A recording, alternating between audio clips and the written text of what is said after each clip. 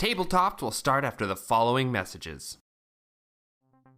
How do you fix a quandary? There's only one solution. Portal Quandary is a Dungeons & Dragons real play comedy, dramedy podcast about a party of mismatched heroes trying to do just that. Join Dungeon Master Tyron Cross as he hurls our Melbourne-based party into a mystical world full of strange creatures, stranger people, and strangest of all, unanticipated self-discovery. Gross. Listen to Portal Quandary now on Spotify, Apple Podcasts, or wherever you get your podcasts from. Episodes released tri-weekly.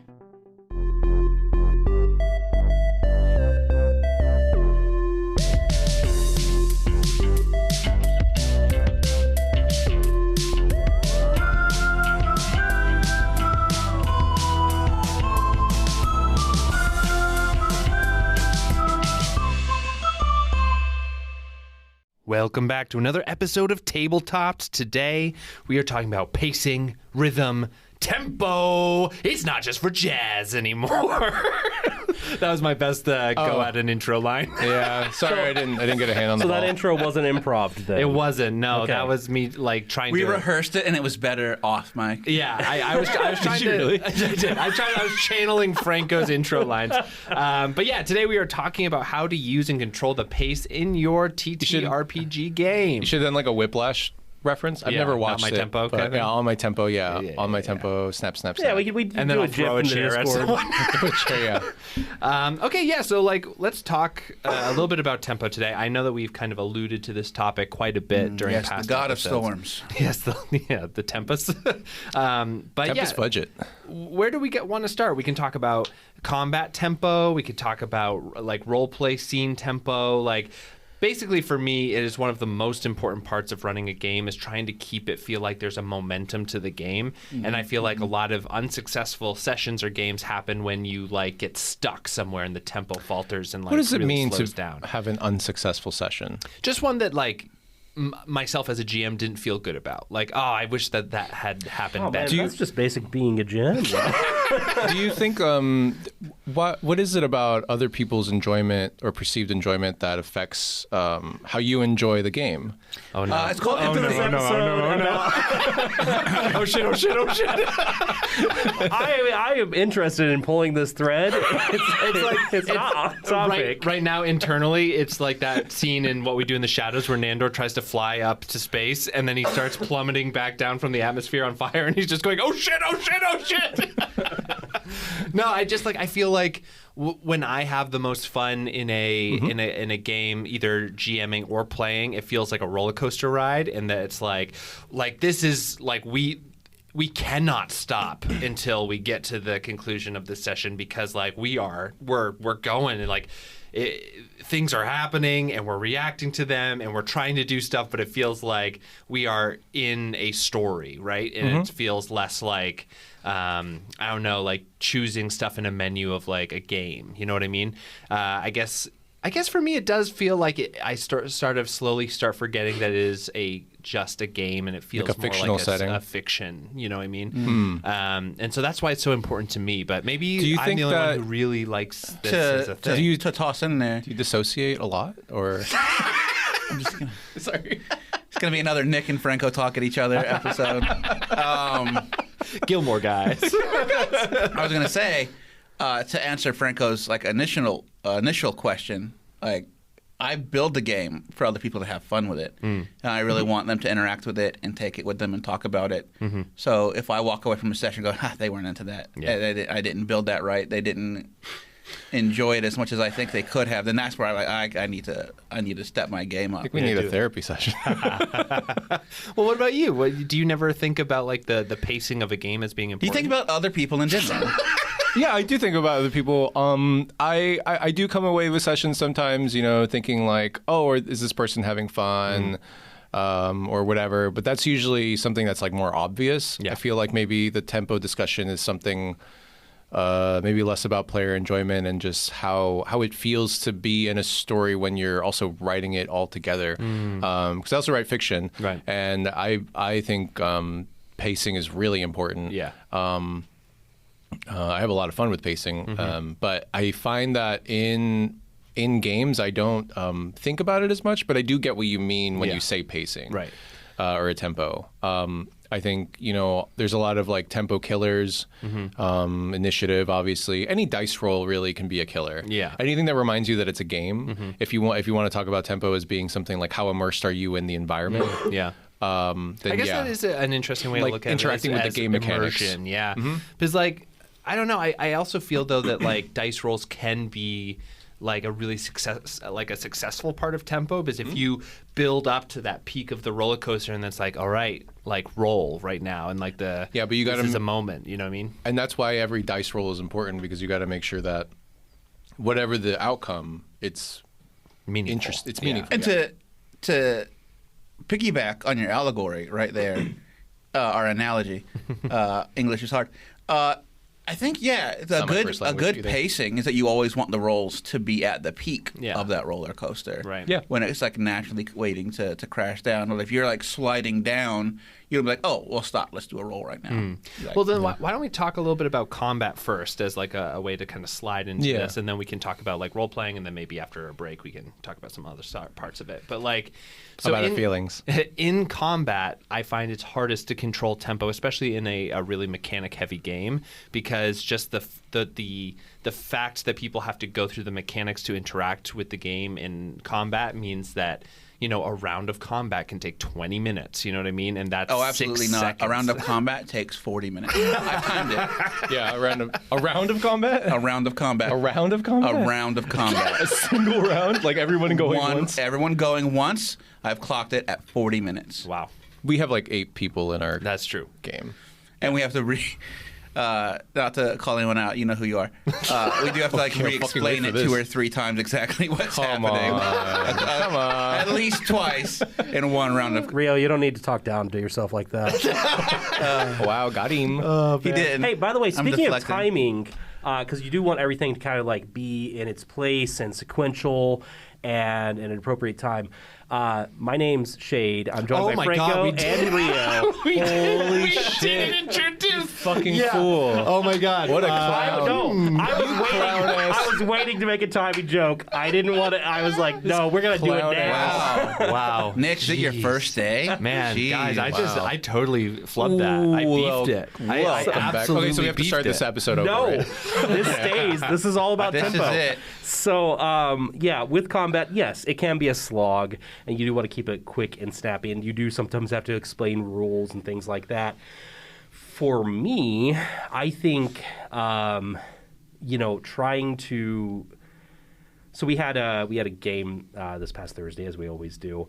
I didn't think that one went too slow for the combats personally, but Yeah, I didn't think so either. I mean, we also didn't have a lot of combat. We had the first section, but it also like led in. It was sort of the slow build up on the roller coaster. Correct. It felt like. So I think that like just trying. So there was a moment as a GM or a DM or whatever. One of the things that can trip you up for combat is realizing, oh, I forgot to do this thing with the creature. Yeah. And why I wanted to bring up this past Thursday is I realized I should have used a legendary resistance with this creature. And I acknowledged it real quick. I was like, hey, man, I should do this. But I already said that he didn't save, so he didn't save. Tempo, maintained. Yeah, And also, keep it going. I also feel like there's a trap a lot of GMs, and I've fell into this before too, where a monster just gets absolutely tabled in like a round of combat or something, Yeah. and then you're just like, okay, I'm gonna like double that HP or something like that. So, Yeah, and then I've done that you're before, unfortunately. Yeah, Can but you're like, I want this to feel like a real encounter, like a beefy fight, and then it's just like, oh no, now it's I need just to long. contradict Shade I need to real quick. I need to Uh-oh, confess please. something as well. Okay, we have a confession Rio after a first. contradiction. Yeah, All right. go for it. So you were saying like, and I love and respect. Oh, I can't wait That for this. you were talking about you were doing the thing, you should have done something, and then you acknowledged that he had a legendary resistance, and then you acknowledged that he should have used a legendary resistance, but you didn't go back and do it. I argue that acknowledging if you forgot to do something does break the tempo. I agree with Yeah, that. no, that's valid. That's valid. So if you do make a mistake, like that in shit real to life, yourself. don't verbalize it. Never admit to anything. Keep that rolling. Yeah. Well, so, and part of why, but see, I think that part of why I would counter that is you know, yes, it broke the immersion for a split second, but it would have slowed us down if it was like, we just are going to unwrite what we did. That would have That's what you don't acknowledge it at all. You just keep going. But sometimes when you're kind of like going, okay, what am I going to do out loud? And you just verbalize something because you're just thinking aloud, you're having fun with friends, which is more or less what happened. It wasn't like, Everyone stop, I forgot this thing. It was like, oh, shoot, I forgot to do that thing. Oh, well. I just vocalized it. There's also, I think, something about vocalizing it too that can be helpful is that if you have a lot of fucking rules lawyers in your group and you do it the next time and they're all like, well, then why the fuck did this work the first time? You know what I mean? This is exactly what I was going to say. I would always do that help. after a session, though. Right, well, but this could help tempo. So, like, if you hadn't, because I knew this thing could potentially get back up after you do all this, I wanted to put it into minds as well of like, hey, this is something I didn't do. Help me remember later, you know, kind of thing. That is interesting because, if you do mention that you've made, like, you forgot to do something, that breaks the tempo because now you're like, oh, I made acknowledging it moving forward, which doesn't even, then if you do it, a rules lawyer could argue on it, which now does create a larger break than if you hadn't mentioned it in the first place, which all of this, I think, is a really good reason why end of session should have a rose, thorns, and buds. Like, if you see a mistake like that, save it for the end. I don't think anyone should be arguing rules during a session. Yeah, we have a confession, Franco, and I really want to hear it. I've done that before, too, in, like, where somebody will be like, I don't think that's how that works, and I'll just say, I think I've said this 1,000 times before. It's like, okay, let's just go with this for now, and then we'll look it up later, so we can just keep going. My confession is that there was a Star Spawn main bad guy that you guys, the larva mage that you guys fought on the island. If you remember that, Steven actually killed it in one attack. In one round. He killed it immediately. Nock was a monster. Yeah, he was a lot. He was unstoppable. A bugbear. He was a bugbear, He's impossible. So, but like it's really hard to get that right. It's also like too fast of a tempo is also not great.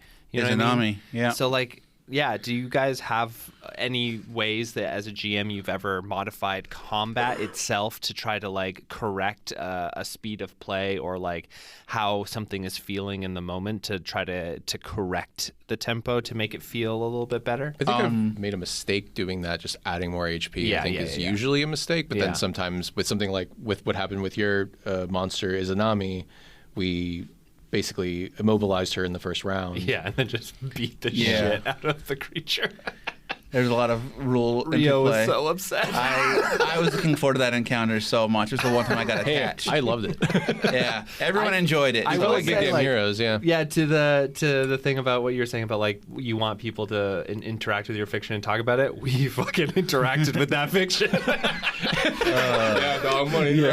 Fiction. Fuck you. We stole her weapon and just beat the shit out of her before she could like kill all of us with her demon fire or whatever. Right, that's when I vowed no more solo encounters with a party of 7. Yeah, but I also remember like before the session you being like, okay, everyone, I just want to let you know like this is gonna be a dangerous night, okay? Like this is gonna be tough. And then we just destroyed it. In one go. One surprise round so later. good. Hey, that wasn't 40 minutes. Yeah. That one wasn't. No. And everyone like it was just like a kernel of an idea happened where I was like, am I able to steal this weapon? And then I think it was Steven because he was a monk. I think I cast command and she dropped it. Yeah, and then Steven being a monk like ran in, grabbed it, and then disengaged, and then you were like, shit.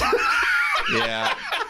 The weapon was the dangerous part of exactly. that. A lot of it. So it was very fun. But other than that, what I will sometimes do as like a cheat is I'll use the 20-10 or the 15-5 rule for initiative, and I don't actually roll for the monsters. I just I do that for the monsters too.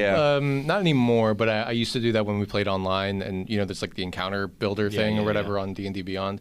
Yeah, I also just have it preset up, and then also 20, 15, 10, 5. if anyone gets like someone's damage down to like less than 10 at the stage that we usually play, like mid-level, I'm like, you've killed it. Good job. Yeah. Like I'm not gonna make it go back another round and use another turn to take out the last like. Variable hit dice. Yeah. Yeah.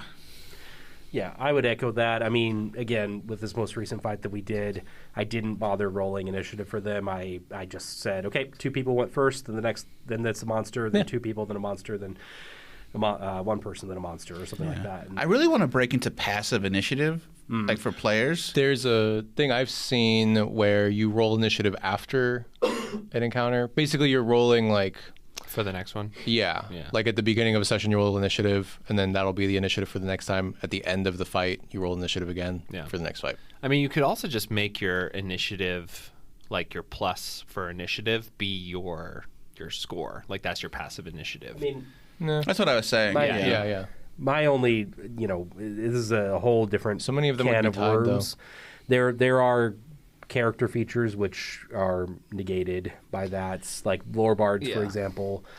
I've also heard something, though, that was interesting to me about this, where it was instead of having initiative at all, what you do is that you say, okay, like there's only 2 rolls and it's heroes, enemies, and everything happens within the same 6 seconds, so people can decide who goes when, like whatever is most Strategically viable. strategic. And so then either all of the monsters go first because they are all kind of like swarming, attacking, and then all the heroes respond, or the heroes get the drop on the monsters and then the monsters respond. You could do like in Cairn, whenever you get into a fight, you roll a dex save, and then if you pass the save, you go before the monsters, and if you fail the save, you go after the monsters, and then the turns alternate. Okay. So it's basically like everyone who passed goes first, then the monsters go. Everyone who fails goes next, then the monsters go, I think. I mean, you can And even then, have it. but then like- and then That is a much quicker way of doing it, Yeah. and it keeps like the certain features if you're playing 5e in play. And if you wanted and then to, so in 5e, if you treat it like a save, Yeah. you could probably do that. Like maybe Yeah. there's like a static save for a monster, or maybe the DC is just 15 or whatever. Yeah.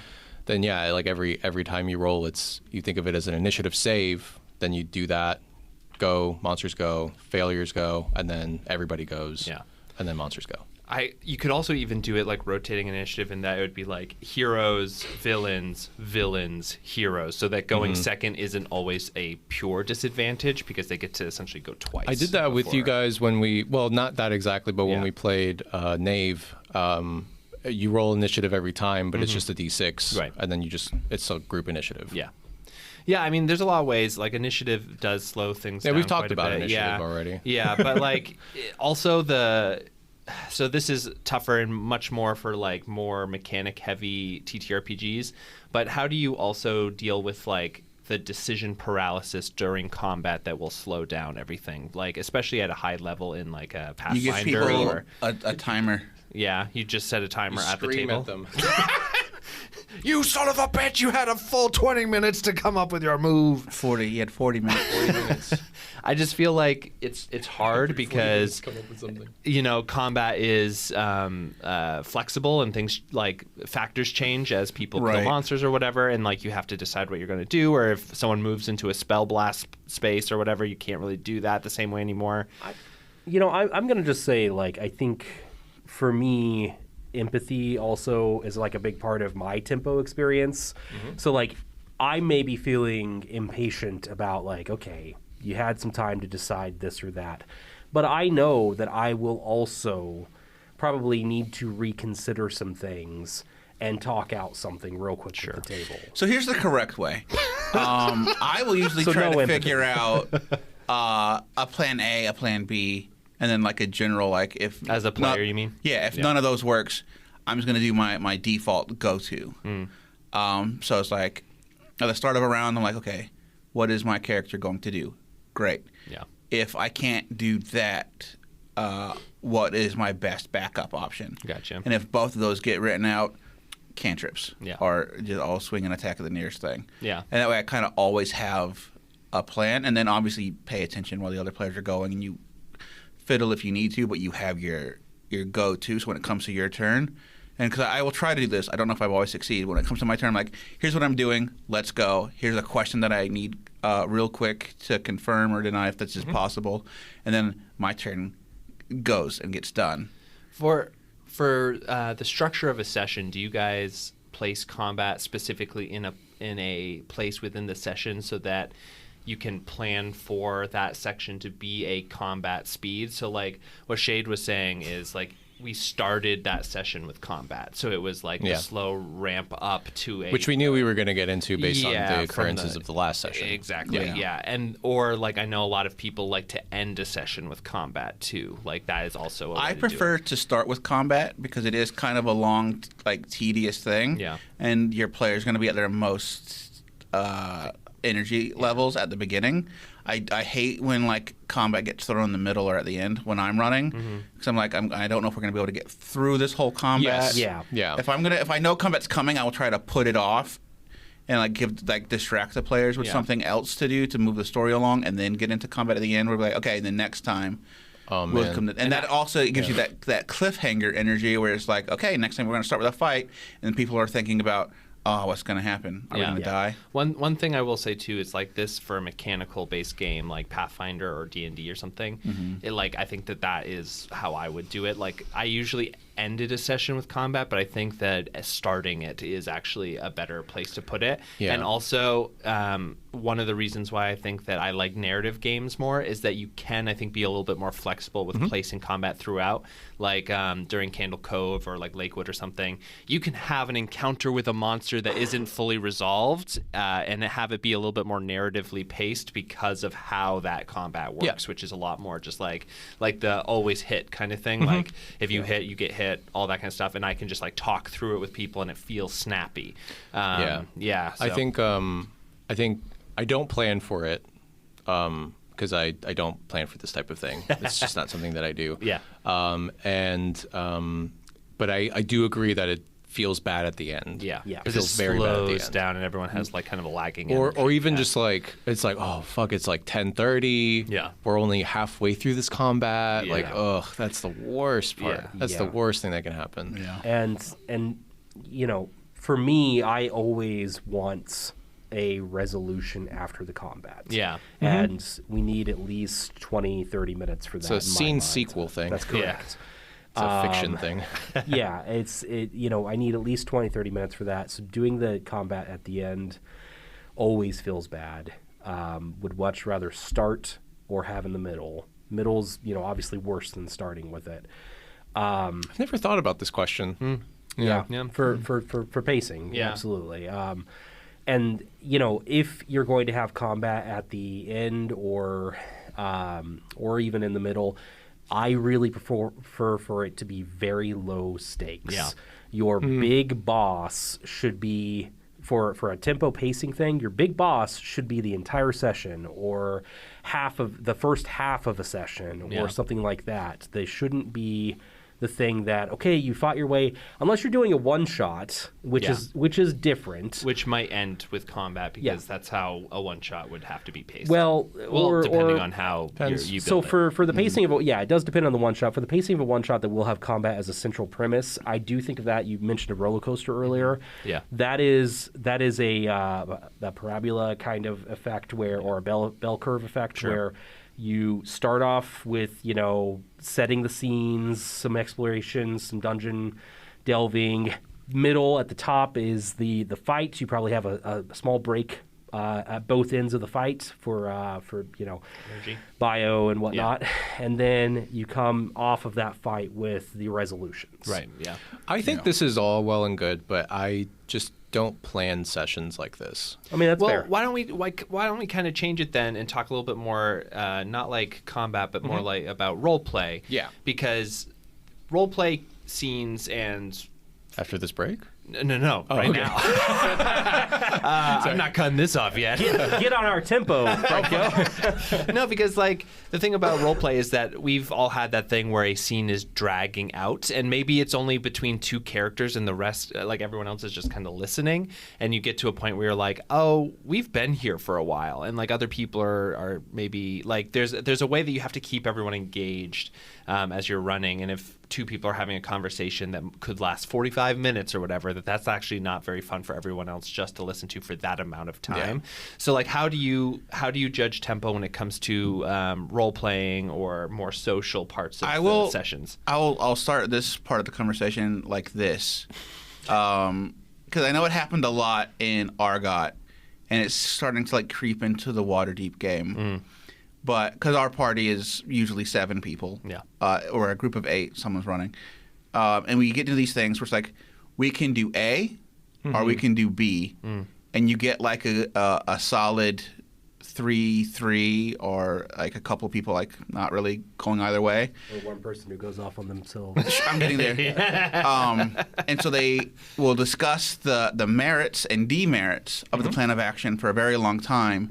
And then someone makes a decision, and then someone goes, "Oh, wait!" And then the groups change, and you start the argument over again with other people taking like different sides or re-evaluating the side they were already on. And so eventually, what I do when I'm as a player is I will go, "Are we making a decision right now? Because we've been talking about this for a really long time. Let's just vote on it." And then usually it keeps getting into discussion because we're like, "Well, I would think we should vote this way." And we're like, "No, you're just making." You're talking about the decision from a decision point of view, and then I will usually just do something. And I'm like, you know what? I'm going to take an action, and maybe that will get us out of this conversation. That's how I struggle with that extended role play as a player. As a DM, I'm more empowered to be like, decide. Because like we can't do this scene anymore. But then how do you do that in a way that's still fun and engaging without being I don't what's a rules lawyer for the DM? Like what's Rules lawyer? Rules lawyer? Rules judge, really. Rules judge Dredd. You judge, wanna, jury, executioner. You don't want to be Simon Cowell as your judge. Right. I think you want to be Paula Abdul. I think it's I agree. I think it is tough to wrangle people sometimes and wrangle them in a way that feels like you're not like yelling at your friends. But I think maybe a good tool would be, and I haven't really tried this out. My current group, they argue a lot. But I think really it's like you have to kind of make them make the decision and go forward. Do you use like dungeon timers or something to do that? I've never had to do that. I've never had to do it where I like add a threat or something. Well, if they're arguing something in a dungeon, they typically haven't. But yeah, I'll put a timer on them if they're in the dungeon and they're arguing and talking and stuff. Oh, I'm having an idea in real time. Go for it now because you're going to forget it. Okay. That's very true. If like your players, you're the DM, have been going back and forth on decision for a very long time, you should give them cards with numbers on them. Like, I don't know, 2, 4, 6 or whatever number. And be like, how strongly do you feel about doing You make this it a scrum decision? thing. Yeah. Oh my God. And then everyone puts their numbers up. And it's like, okay, this decision has a larger value than this other. Who don't know, Scrum is a productivity tracking tool for sprints, two week work periods on projects. It's a project management tool. So that everyone doesn't have to say yes or no. They can say how strongly they feel. It's a framework. Yeah. It's the framework, yeah. I'm a Scrum Master. So Certified. Shade, you had a pretty strong reaction to that. What you say? I was just going to say, started screaming. Generally speaking, Get the cutoff. I plan 15 minutes. Everything can happen within 15 minutes in my mind. I will let my players chat, argue, whatever, 15 minutes. I will dedicate a scene to a group of players or an individual player, 15 minutes. And it's a rough, I wouldn't say it's perfect. I don't like to set a timer next to myself. But I glance at my... You famously have a good internal clock. I do have a pretty good internal clock. And I'm like, this is the time... He doesn't time his COVID tests. Wow, that's impressive. Well, I guess not really, because if you hit more than that, the result doesn't change after the 15 minutes. It can. It can. Oh, really? But it can be invalidated after 30 minutes. Anywho, The more you know. I think anything past 15 minutes is too long. 15 minutes is the absolute maximum. Okay. We are moving between scenes, moving between spotlighting. I hear you. You've got your time frame, but how do you move your players out of that 15-minute window? Hi, Rio, we're going to return to you in just a minute and move to the next person if it's a spotlighting issue. If it is a... You use my name very angrily. Well, I thought like you were that. talking to him. I thought you were yelling at him and telling me to go next. No. I was like, yeah, I'll go next. I'm sorry, Rio. I So apologize. he's really yelling today. Franco, we're going to move on to you, on from your thing. I for do a have moment. a We're point. going to return to I your was moment. interrupted by and then we're going. I interrupted myself. You both talk. But we're now at 8 minutes for that. So we're going to move back to Franco's point in just a moment, from Rio's point and from my point, and just da-da-da-da. So that's how I would do that for spotlighting. For the the players are arguing. Do we go back out and return this lady to the surface, or do we continue into the void, the darkness, the ever stretching darkness? 15 minutes, and then I say, okay. A decision has to be made, or it will just naturally, organically, because Which it did. I have never in that had sense, yeah. anyone argue for more than 15 minutes. There was a thing that happened in that session where, so what Rio's talking about, a little bit of context, is that there was a group, there was a pathway to underground that we had found in this farmer's house. Somebody was like, I want to leave, I want to go back with this NPC. And so then there was a divide that happened. We ended up deciding to split the party, and I was one of the main people who wanted to explore this tunnel that we had found. And then as we just had made that decision and 15 minutes had passed in the game's time, my character was like, oh fucking shit, I have to get back there right now because I had realized something. But at that point I just sort of sprinted away. I was just like, oh shit, and just started running, and then other people could make their decision after that. So I think that, Rio, that is probably what you meant by it starting a talk again. Or no. I was just saying, using that as a quick example, but people will either resolve their conversation within 15 minutes, in my experience, or if you need to move them, just say, all right, gang, we've been doing this for too long. You need to make a choice, or I'll introduce a peril. That's something where I might just introduce a peril of as you're arguing about this, you hear the drums in the deep, kind of thing. Right. Classic Lord of the Rings. Mary. Mary. Like Merry and Pippin. Oh, He knocked the skeleton over, and then all the goblins came. Oh, you're not a Rio, nerd? I'm Classic so sorry. I could moment. have sworn you were. Rio, I'm so sorry. I was Mary. You made the reference that I. Okay. Can I get back to just whatever lost I my was mind talking for a about? Yeah, let's let Franco what were you talk. saying? I forgot, man. Okay, hold on. Let me try to get back on track. So we were talking about people. So people arguing is one thing. Let me talk about how. You're talking about your group was that they argued. No, I'm going to talk about something different. Okay, great. Let's talk about this. So, let's say you're a DM, you're role playing as a character, an NPC who's trying to be, and then the players are trying to convince them of something or talk to them or argue with them and blah blah blah.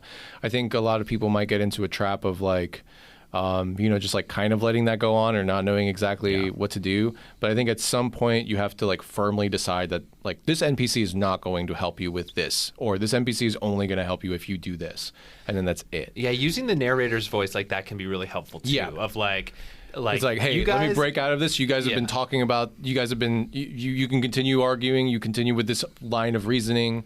They continue with their line of reasoning. It goes on for another 30 minutes or dungeon turn or whatever. Yeah. And then it's it doesn't get resolved. Yeah. What do you do now? You have to change strategy or just leave this person, or I don't know, stab him or whatever. Yeah. There is a thing in improv where you have to change tactics after you raise stakes. So if you're in an argument in a scene, just like in real life. Yeah, and the argument is not being resolved, people are too stuck in their corners or whatever, you have Good advice for real life too. Yeah, for real. You have to change tactics or else you will just get into a circular fight. Yeah. So you can either, as a GM, if you feel like this is happening, you could have the NPC change tactics, or you could say to your players, like you said, using a narrator's voice, you need to change how you're thinking about this. I've been in a multi-venue argument before that spanned several hours. Oh, Jesus. It started at a bar. We got on the train. We went to a restaurant. We continued arguing in front of everybody. And then we got on a train and we got back to their place and we continued arguing and that was it. And it's just like, Yikes. that was a terrible, terrible day. Yeah.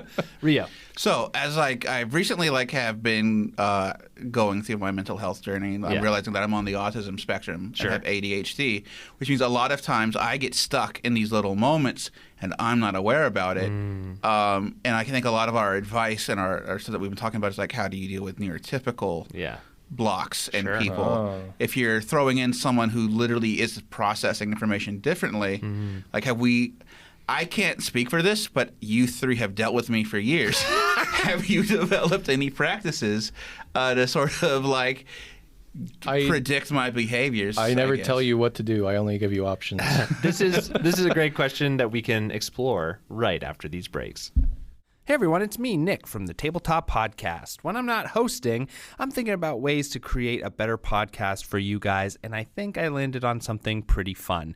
In fact, if you go to our Patreon at patreon.com/tabletop and join for as little as $1 a month, you can get access to a new episode a month that we're going to start putting out. In fact, we're going to be calling this one Wild Magic, I think, in that we're going to talk about anything and everything that interests us, not just TTRPGs, though there will be a lot of that. It is truly unhinged, and if you are a fan of the podcast and all of the hosts, you're definitely going to want to be on it. We're thinking of dropping these at the end of each month, so join our Patreon today. That is patreon.com/tabletop. Oh, and there's going to be so much more coming out in the new year there, so don't miss it. Sign up today. Are you looking for an actual play podcast with young, hot role players, disciplined professional voice actors, and wholesome content?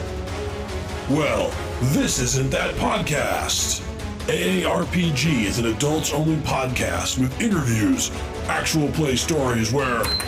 Excuse me, Matt, why do you sound like you've been chain smoking since you were a toddler? What do you mean? The voice. You don't have to do that voice, man. I don't? Nah, just tell them that we're a group of old friends who like to get together, hang out, play lots of different types of games, and we want them to feel like they're sitting at the table with us. And they can find us just by searching for the AARPG podcast on their favorite podcatcher and at the AARPGs on YouTube.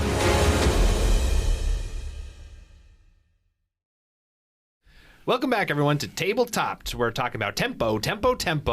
Rio brought up a really interesting question right before the break. So, everyone, Franco, you were just saying that you'd never give like specific things. You always give options. Is that the main that's way just for Rio specifically. I guess with dealing with like if people need accommodations and stuff, I introduce like regular bio breaks and stuff for my players because I started using music as well. That also helps some of my players focus and stuff. And then like some people just don't grok the rules very well, so like I'm happy to just be like, this is what you would do on your combat. You know, this is what you can do on your combat. This is what you roll, this is what you add, blah blah blah, and all this stuff. And it's just like some people are there for the vibes and for the fun. And just, man, these fucking rules, they gotta get out of the way. Because a lot of I have found that like playing with my players now, I'm just like, I think a lighter system would work better with you guys because we really enjoy like the role playing. We do like the fighting, but it's like about like exploration. Like a lot of them get excited about like new character turns that can happen and all this stuff. And a lot of times like the more mathy stuff, I guess, like doesn't really mesh with them as well. Or maybe it's just like the mechanical. Maybe it's because it's mechanical, or maybe it's because it's mathy. And I don't know. Everybody's like neuro spectrum that everybody in my table is at, but.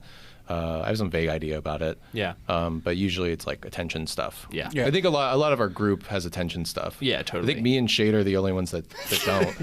We're all just like cats otherwise. I'm just bipolar, so you guys have to deal with that. I feel like I don't get distracted. Like one of the things like I can put into this filter now, which I think was something that I really bothered Shade with earlier.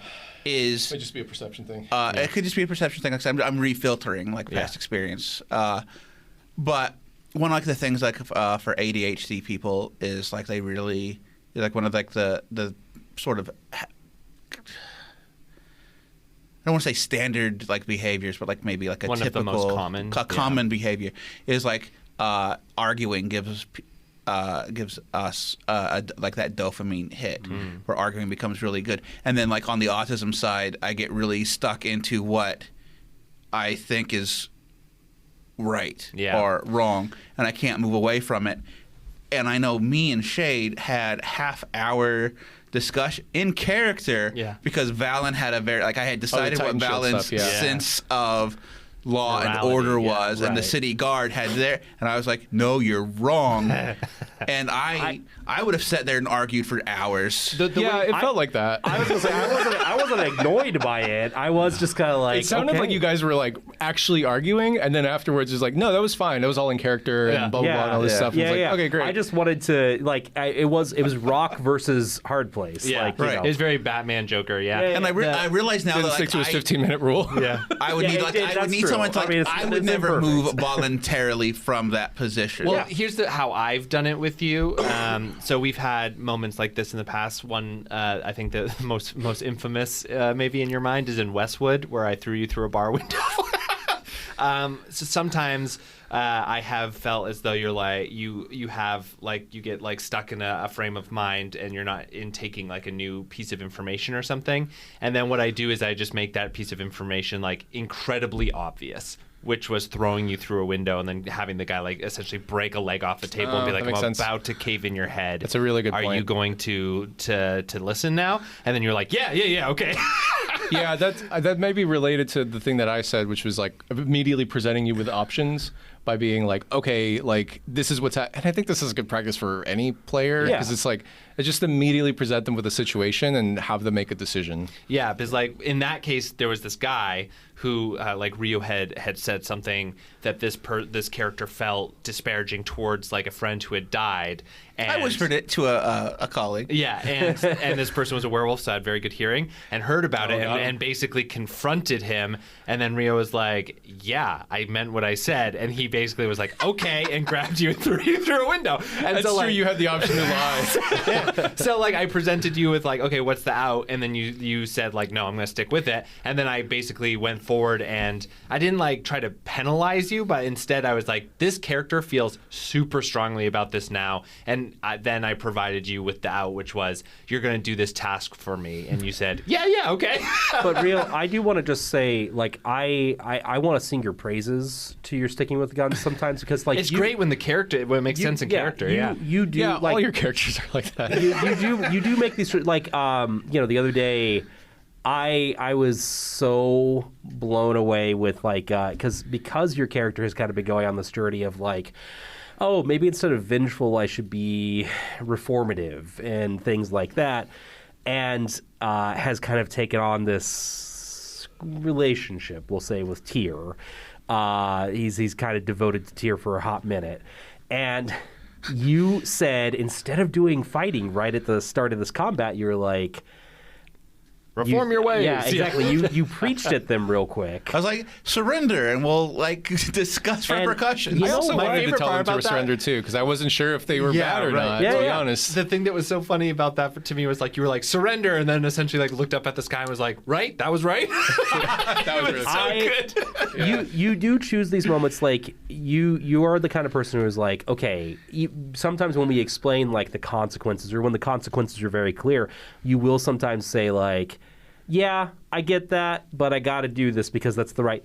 You're very good about that. I think just want to sing your praises. I think Valen's a perfect character for you, to be honest. Yeah, like it's probably your most. I don't want to say your most you character, but it's like because it's not really. Yeah. It's not really the one how that you have are. played the best. I think. Yeah, I think Monroe is your most you character, personally. Yeah, just a sweet, nice robot. Yeah. But like, for example, though, I feel as though the thing that can be hard with pacing too, and I think then it requires the GM to make a decision, is like if a player gets fixated on a certain type of action or whatever, and that is not what the GM had in store or had something built at the end of that way of the action, then I think you just have to accommodate it and say like, I'm just going to take this chunk and then move it over to where this person's heading, because like, it's not about them doing it right, because there is no right in a TTRPG. It's collaborative storytelling. It just changes what the thing is. You know? I think when people have we talked about this before, but like when people talk about like characters and doing things in character and stuff. And it's like when I play a TTRPG, I usually don't think about it as a fiction. I think about it as real life. Right. Because in real life, we often do things that are out of character. Yeah. Yep. Yeah, absolutely. And I would say, because you just pointed out something I think is very important as a GM, someone who's moderating the game, to keep that tempo going, you do need to be willing to shift your pieces about so that you Or get rid of pieces or entirely. Get rid of pieces entirely, yeah.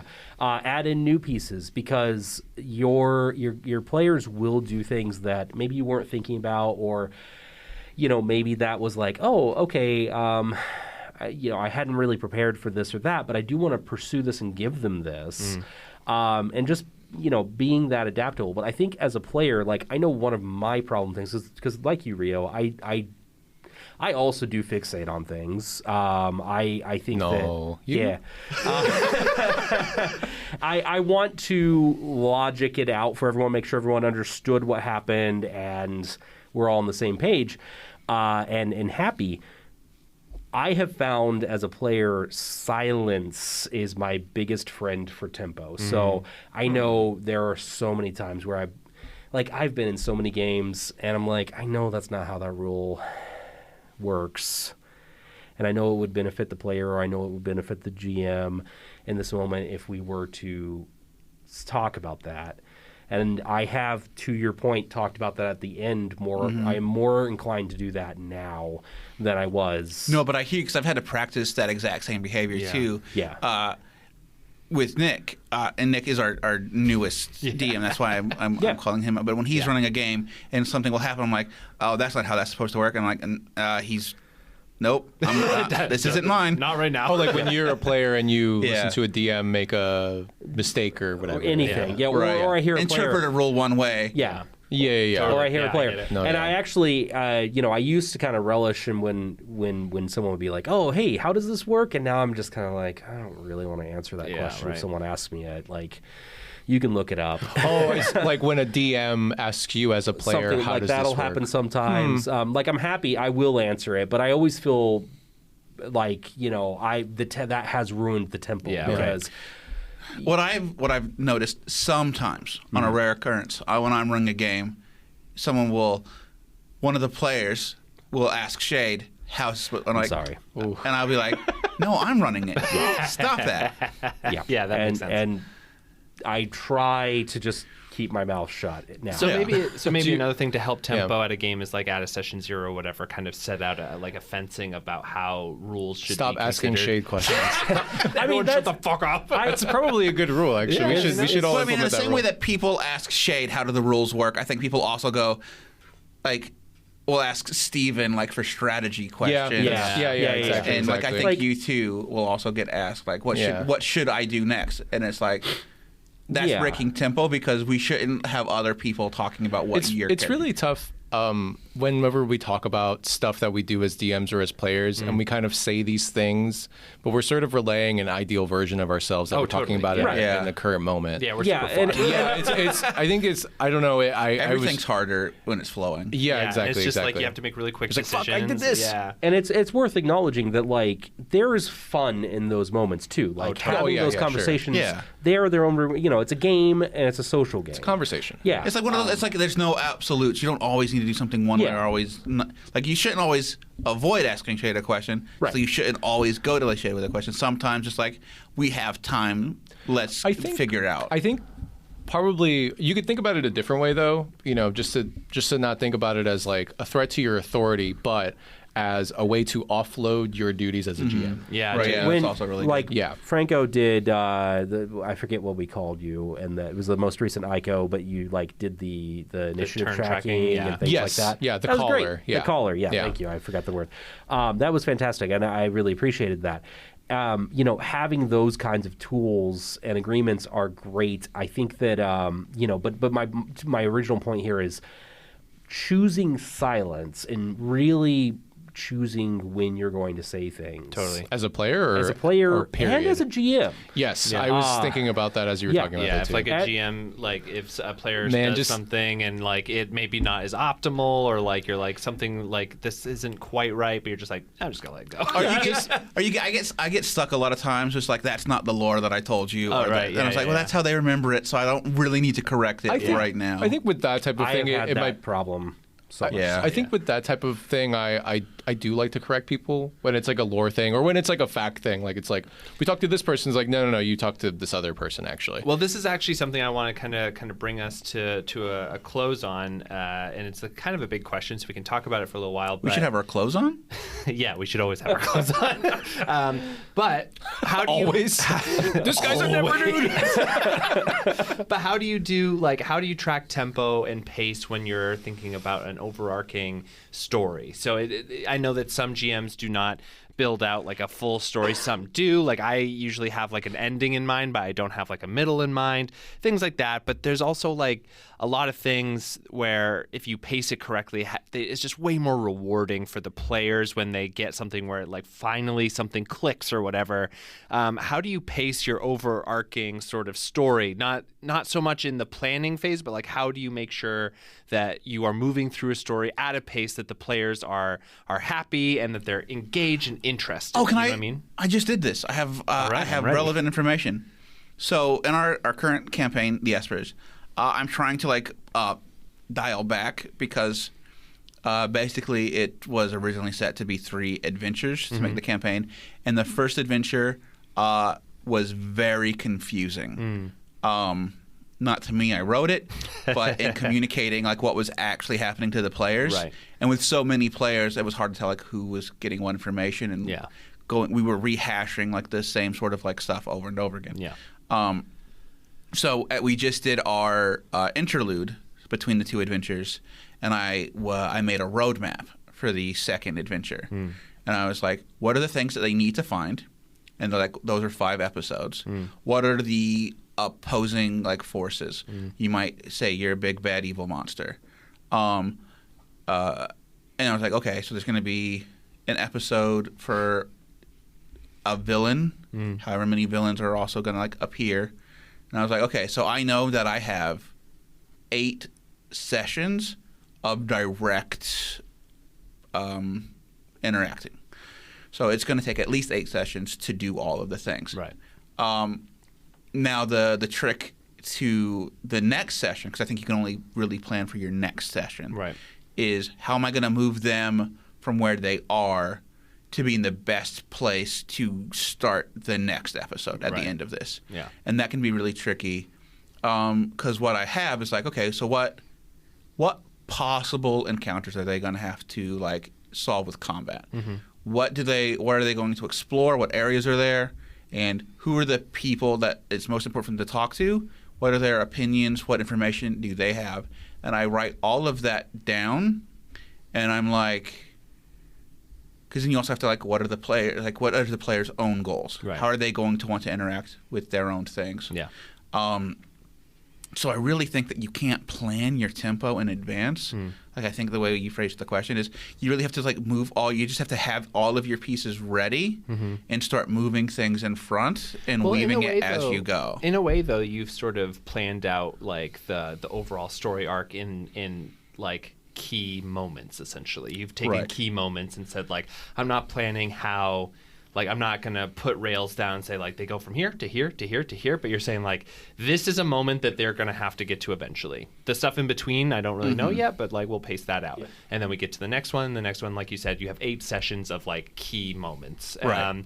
And then in between, like, that pacing will be kind of up to the players and you to kind of, like, collectively tell that story, right?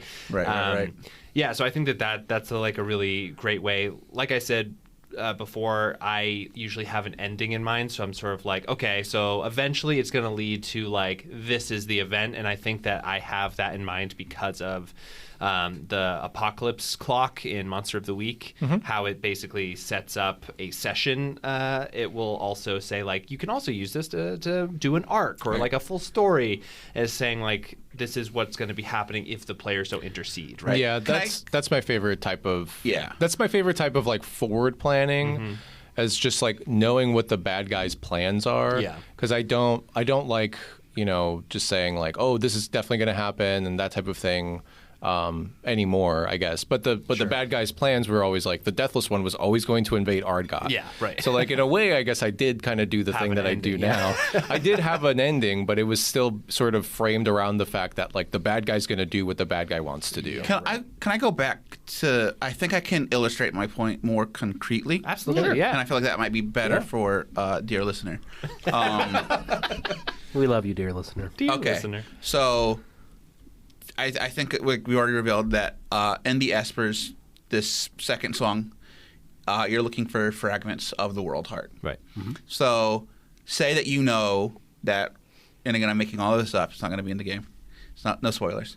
Okay, one of the fragments is in the nest of the Apocalypse Duck. Sure. Yeah. All right. So Writing that down. I know the Apocalypse Duck is an encounter because it's guarding the fragment piece. Sure. All right. So then I went back and I was like, all right. The baker has seen a giant duck. So the baker is going to have the information on where they should go look for this to the baker. Yeah. Got it. Note to wild self, check outside every bakery. thing. And now, then the next thing you need to do is when you're starting the game, it's like, all right, how do I get the players interested into going to the bakery? Yeah. And And that then also that's how you do your pacing. I do my Buy pacing every loaf. from the back. Like, what is the end of the objective? What is the episode objective? Totally. And then what is gonna? What's the clue ahead of that until I get back to the players? And I think also to your point there, that's where like a narrative voice or like pointing the camera can be really helpful, because when you enter a town, you could be like, you see like a gardening shop, you see like an Ace Hardware, and that you see a baker standing outside of his bakery. He looks concerned. Like they're already the characters are like, okay. Says the flapping has started. He's screaming about ducks. I'm gonna ruin this name because I'm really hard at vowels. But so Abrea Iyengar, I think was the first DM that I saw actually narrate in a live play. Mm-hmm. Our camera zooms out, and she does the narrative scenes where it's like you the audience, the people playing the game, can see this information because it's going to be important. Yeah. But then we zoom in and like the players can't act on any of that, but the players kind of know where to guide their characters through. I used to do and that with pan Liquid a out. lot. is Yeah, you did very that with Liquid. good. Yeah. Yeah. I would be like I would start with like a basically a prologue where you would man see in a trench coat. Yeah, it was very Murder She Wrote, where it was like you see the murder and then you're now watching them get to that point. Yeah, Right. That's also very helpful. I think that Rio, that's a good way to set a pace too. But Shade, you've been trying to. Well, say no, I something. was just because Rio, you said something that I absolutely love for Tempo. Apocalypse Duck. Yes, Apocalypse every Duck. session. Fucking Apocalypse. My pet Duck. name Buy every loaf. My pet name for Jackie. No, so Quacklin. yeah, Quacklin. That's right. Quacklin. No, you have this many episodes or something like that. I think for a GM, setting a tempo based around you have this many sessions is one of the best things that you can do. Knowing your ending So agree. and knowing how many sessions you want to accomplish this in, that is tight. Yeah. The best advice for tempo is know your ending before you start that session 0. This is really funny, guys. I don't you, do like, any of this shit. Well, for me, I don't like do any of this shit. So, but to that point, I don't necessarily do that either. I mean, I told you all when we went to the current game with Waterdeep, I said this is going to be Waterdeep a feels like zero that. prep game. I am not going to prepare for this game. We're going to play what happens and go from there. And I followed your guidance on that. I don't prep for those games either. Great. but one thing that I think that, my Salem game I think runs like your Waterdeep game. Yeah. Just on a not a city scale. and that is a type of That's an a entirely type of different story genre. that's like Yeah, serialized, It's a which totally is like different comic thing, books or whatever, which is totally its own pace as well. Yeah. But like I think that if you're trying to tell like a singular story or you have like a campaign that's like kind of more focused, that I do think that, like Shade said, like with Lakewood, I was very clear with myself that I wanted this to last around a year. Yeah. And so when I was starting to build the next arc or the next section, I was like, okay, so I have to move them into the end game at this point because we're getting close to a year, and like they've really gotten to a point where I can't heighten anymore. It's time to deal with the thing. Yeah. So I think that also really is a true way of like. I think that's a cool way of pace doing it. that. Yeah. Yeah, because that's sort of like on the fly pacing where you're kind of like, because like my current game now, I do want it to have an end, but I don't have anything in mind for what that ending looks like. Right. Yeah. I know that there's like really big threats that exist that they don't really know about. Yeah. And that they kind of know about, but a lot of it has kind of gone into a domain management level game, to be honest. Yeah, like felt RTS. anxiety in my heart when you said I don't have anything planned for the ending right then. There's no ending to it. I felt my heart actually, literally vibrate differently. From the beginning, I had no ending for it. I just built the hex map because I was like, that's a cool idea. I'm going to put that monster there. I'm going to put this monster here. I'm going to put that dungeon there. I'm going to put this here, like this item here. Yeah. Every level of this is a secret, so Michael, stop listening. Every level of the mega We love you, dungeon, Michael. You too, Steven, maybe? huh? And Steven, maybe? Steven also don't listen. Every I don't level, think Steven listens. I don't think he listens either. I told him that the other thing, he killed my monster in one hit, and he's never going to hear that. Every level of the mega dungeon has an item for one of them that I've like created or assigned to them. It's like, oh, the ranger is this type of person or whatever, and so I put a magic item in there that would be beneficial to them. Yeah. It's like every level of the mega dungeon has that. That's kind of all I planned. I have some monsters. I have like some really big monsters, and I haven't planned like what the dungeon looks like around them at all. So I have no idea what a lot of the things are, but they haven't touched those yet. Again, this is so weird because my best planning like format I got from Franco. What was it? the 5-room dungeon, the entrance, the puzzle, the counter, He the doesn't use resolve. that anymore, yeah. I used that in Argot when I was doing because it was Argot was when Nick entered it, and I think my favorite part of the campaign, and ultimately what I think, because like the first part of the campaign was my first campaign ever, and then I had some ideas of what D&D was like, and I think they were fun, but I feel like I was like, oh, I think I've learned a lot since then, and then so the 13 Islands was like basically just a hex crawl. It was a big hex crawl with a bunch of different dungeons, and I was like, how do I write a dungeon? What is that like? What does that look like? And so I just looked up the 5-room dungeon, and so each of the 13 Islands was a 5-room dungeon. Right. And then since then, I have found more success in running dungeons like dungeons. Yeah. I mean, like, go check out our wonderful Granny Snake Eyes module that Franco put together. That's kind of a 5-room dungeon, but it also runs like very differently. Like you can run that longer if you wanted to. And, I think it's basically a dungeon, but I think like the zones are maybe kind of akin to what like the 5-room dungeon. Basically, the 5-room dungeon is available on our website, tabletopodcast.com. But the 5-room dungeon is a beat chart, basically. Yeah. It's just like, here's a beat, here's a beat, here's a beat. Yeah. Which is more narrative. And also very good for tempo. Yeah, very good for tempo. Yeah, it is. Yeah. It is. I think it is useful for tempo. I think all of those 5-room dungeons that I ran for you guys, I think they worked fine. Yeah. Yeah, we basically did an island a session or two sessions. Yeah. And it basically. was beginning, middle, end. It was great. Yeah. Yeah, the way that I structured my most successful campaigns is like each story I thought of like as an episode, and that would be 1 or 2 2 sessions. Yeah. And then I would have 3 episodes, so each maybe being 1 to 2 sessions per arc. So I would have a total of 6 sessions per arc to get through a section of the story. Yeah, my best like writing campaigns and adventures has been from like learning about TV season writing. Yeah, it is a really good way because like they structure it so that there's a rising and then a falling throughout a season. So there's always something to bring you back at the end. Because in TV writing, there's the episode arc, there's the like inter-season arc, there's the season arc, and then there's the series arc, which is they're all different timers. And so it is a good practice of having multiple timers running in your head of what is the clock that's happening in this session? What is the clock happening in this event? What is the clock happening in my overall story? If you want to run it that way. Fuck, we didn't even talk about Blade in the Dark, their progress clock system. Yeah. Because that's also a great way to track tempo and to track just pretty much everything else. Yeah. We're like, okay, we're doing 6 turns. You can make your argument, counter, argue, and now we're making it Yeah. Well, I hope everyone felt like they got a little bit of an intro into tempo and how to pace a story in a TTRPG session.